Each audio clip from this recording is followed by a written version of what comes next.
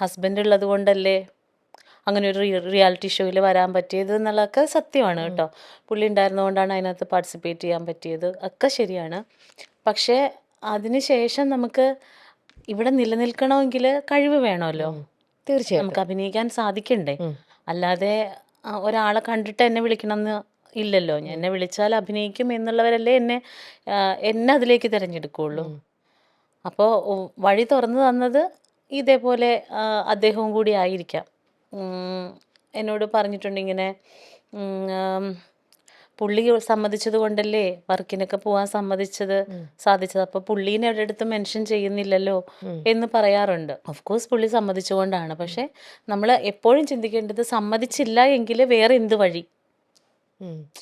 ഇപ്പോൾ രമ്യയോട് ഞാൻ പറയുന്നു, രമ്യ പോവണ്ട, ഈ വർക്കിന് പോവണ്ട, എനിക്കത് ഇഷ്ടമല്ല എന്ന് പറഞ്ഞാൽ ഞാൻ രമ്യക്ക് ജീവിക്കാനുള്ള മറ്റൊരു വഴി തുറന്നു കാണിക്കണം, അല്ലെങ്കിൽ ഞാൻ തരണം. അതെ, അല്ലേ?